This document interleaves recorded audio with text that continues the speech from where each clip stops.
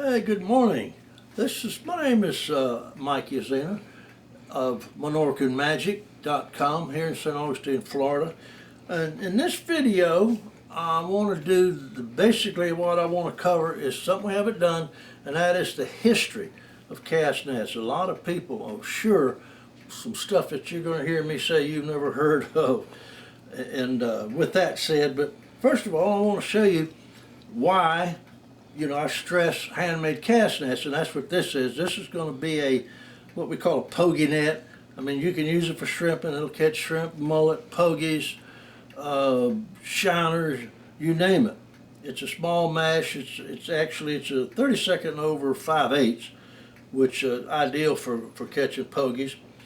And pogies are used, or menhaden. Pogies are used for the fishermen use them for kingfish. Anyhow, I want to start out, I'm going to finish this row and show you why this is a handmade net. Now, there's a difference.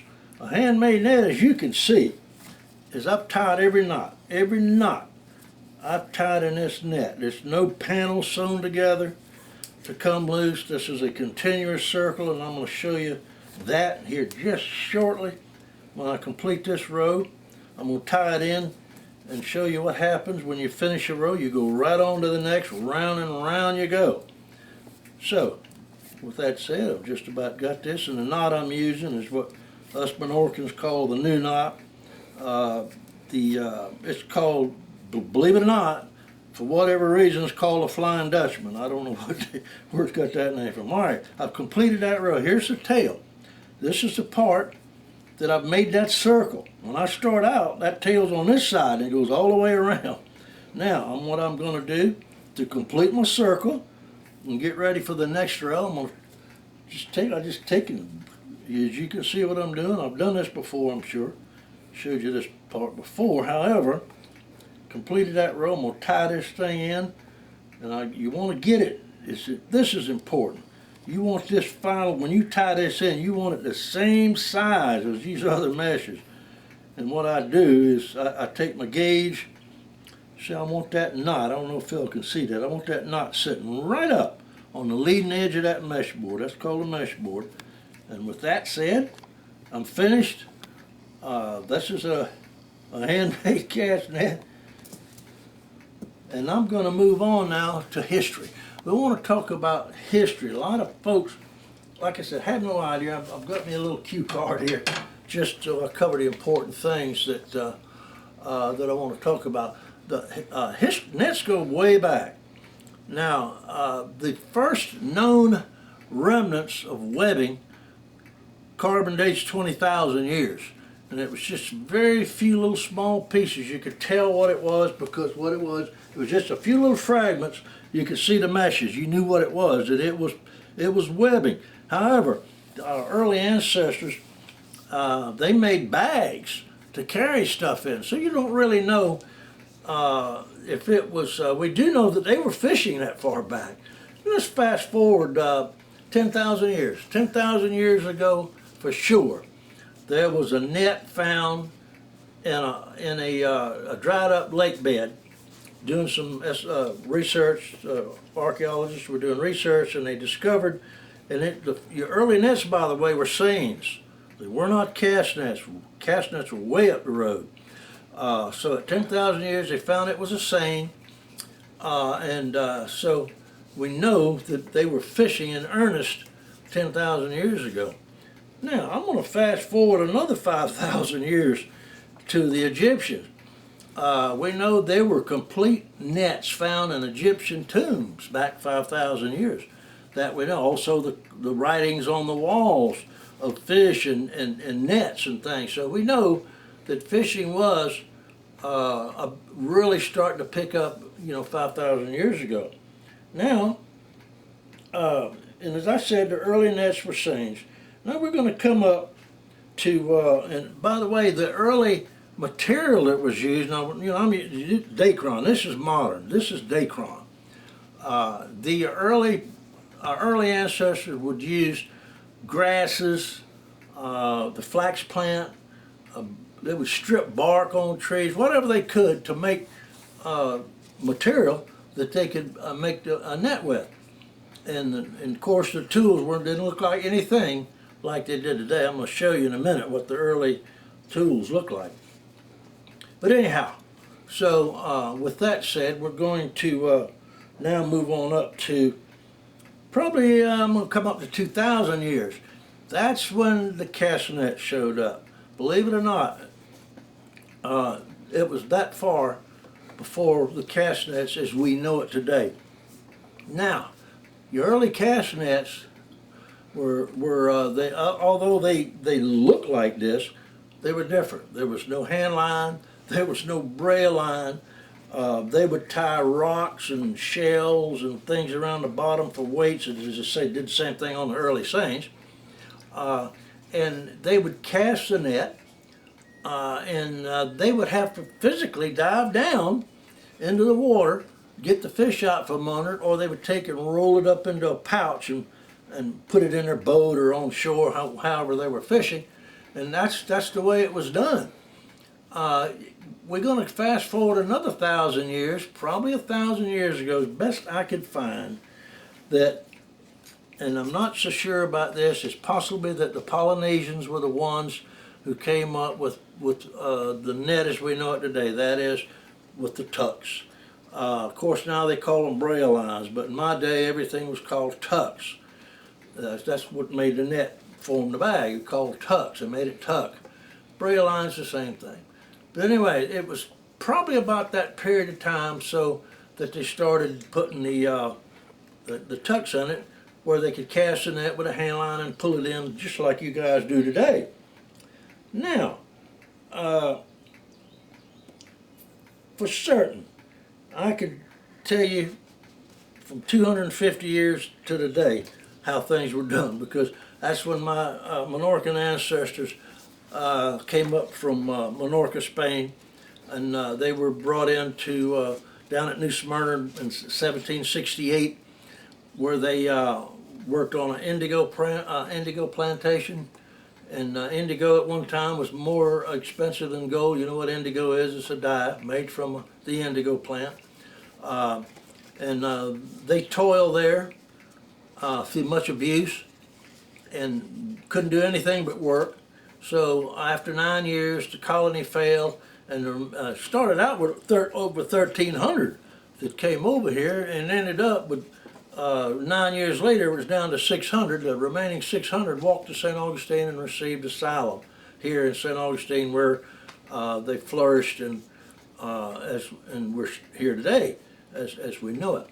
Now, the Menorcans were fishermen. They, no doubt about that. They were, of course, they were tradesmen for the time. You know, they were carpenters and brick masons and leather makers and net makers and such. And back in the day, castanets, fishing was a source of both commerce, food, and commerce. So it was a big thing back that far. In fact, there was stories about the old Menorcans where one of them would go over to the beach. Now they understand that there was no bridge, so they would row their little boat across the bay down there, which now is called the Matanzas Bay here in St. Augustine, across the sand dunes onto the beach, and they would harvest the large schools of mullet that would be coming by. And mullet are a seasonal thing. Here, the mullet runs in usually September and October. It's a big mullet run. Anyway, they would find the mullet, and they would come back over to the into St. Augustine, hollering mullet on the beach. That was a big thing, mullet on the beach. Everything would stop. All the fishermen would grab their nets, and they would head over to the beach to harvest the mullet. Okay, now, the Menorcans made nets basically out of, the early nets would have been made out of linen. Linen is made from flax, the flax plant, which is grown a lot in Egypt. So they're made out of flax, and then of course, cotton. Basically the nets were made the same way as I'm doing it. Just been some improvements on the techniques, but in reference to the type of net and all, it's just like this. Only the material's different. This is modern. This is Dacron. I mean, I've only been making Dacron nets probably the last, I don't know, 6, 8 years. Before that, and I had a request to make make a guy a net out of braid. He wanted braid, so only thing I could find, I couldn't find nylon in the small sizes needed to make a net. The smallest I could find was a number 9, and that's just too big. So then I turned to actually the first material I made nets out of was spectra fiber, and I won't do that again. That's small. It's like thread. 50-pound test is like sewing thread. Very small. It's a fishing line. Very strong. 10 times stronger than steel for the same size. Anyhow, but so I started making nets out of Dacron, and now we're gonna just, that's the way it is. I don't know of any other thing to tell you other than I've been making these things as you see it, cast nets. I've been making them 70 years, and I haven't seen any changes other than the fact that there's only myself. I know of a guy down southwest Florida who makes nets. He makes them different than I do. He ends up the same, but he constructs a net totally different than I do. He uses an old knot that's been around. By the way, the knots that I use, believe it or not, this so-called Flying Dutchman, the knots you saw me using, I've traced it back 500 years, so I know it was being used 500 years ago. Before that, the old knot, which was simply you pick up some mesh, bring it down, you throw the circle, you see me do that and tie a knot. That net's thousands of years old. That's probably the first knot ever used. Now, and what Phil and I go around a lot. We go different places and demonstrate and talk to people, and you would be amazed at the people that we encounter. I had a guy drive up here from Clearwater. It had been 5 or 6 years ago, I guess now. He drove up here from Clearwater, and he was interested in a net. He'd been using these store-bought nets that wouldn't last all that long, and his story was he lived on the water, and he would go out on his dock, and he would see the fish swimming around, and he'd throw the net, and most of them would swim out from under it before it would sink. So anyway, well, I showed him, and this man, I asked him how old he was. After, when he told me what he did, he told me that he had no idea that a net was ever made by hand. He had no idea. That's why I want to bring this up. It's really, and Phil and I encounter that. We see people all the time, whether we go to the St. Augustine Lighthouse or the Old Schoolhouse or the folk life festivals, over at Stephen Foster. I mean, wherever we go, we talk to people, and you'd be surprised. And I ask them. I ask these questions, and you'd be surprised that they don't. I know they're telling the truth because there's too many of them tells you the same thing. They're just totally unaware that the nets were ever made totally by hand as we're doing it. That's because it's a dying, it's almost dead art. I'm probably the only one left in St. Augustine that's totally proficient in this from start to finish. And so so it's going away, but I'm trying to struggle along and keep it up going just as long as I can. But anyway, I think I pretty well covered the history. If you've got any questions, you can email me. My email address is on the website, Menorcan, MENORCAN, .com, one word. YouTube, I have several videos on YouTube covering a lot of topics. Now at this time I want to wrap this thing up. Phil's going to turn the camera around now. He's going to focus on some of the early tools that were used in net making. You heard me talk about them tying rocks and stuff around the bottom, shells and things around the bottom of the net for weight.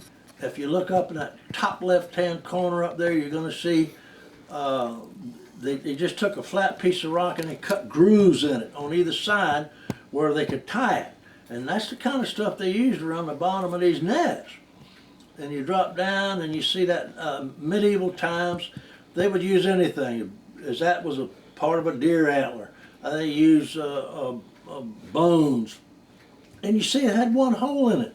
There weren't needles back then. They didn't have spools of twine like came along in 400 years ago. So what they did, I guess they would weave their string, and however they made their string, and they would put one end of it through that hole, and they would knit the net, and it had a lot of knots in it, I can tell you that. Then we moved down to that little bronze. Now that's an early needle.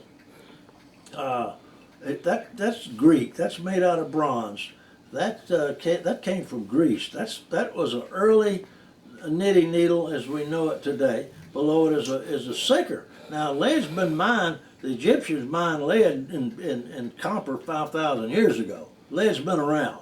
That is an old sinker. It was made, however. And then we go up to the top. All of these needles in here are totally handmade except the one on the far right. That's a modern needle that I made back a few years back. As you can see, those needles, they're hard to come by that age, I can tell you. Those needles were made by hand, carved with a knife, as you can see. And coming on down to different periods, I've tried to ID them. It's hard to ID some of this stuff, but you can tell by the style, the different periods. And the one on the bottom is a needle that I made probably, I would say the early 1950s. It's made out of bamboo, and that was a needle that I made. I made that needle by hand. You can tell if you can see it. But anyway, of course, up to modern, we use a bandsaw and plane and different things now, tools to make these things. I think I've pretty well covered everything as you need to know it. Again, if you have any questions, feel free to email me. I get emails quite often. People would have some questions about where they. Biggest thing is, where can you find material?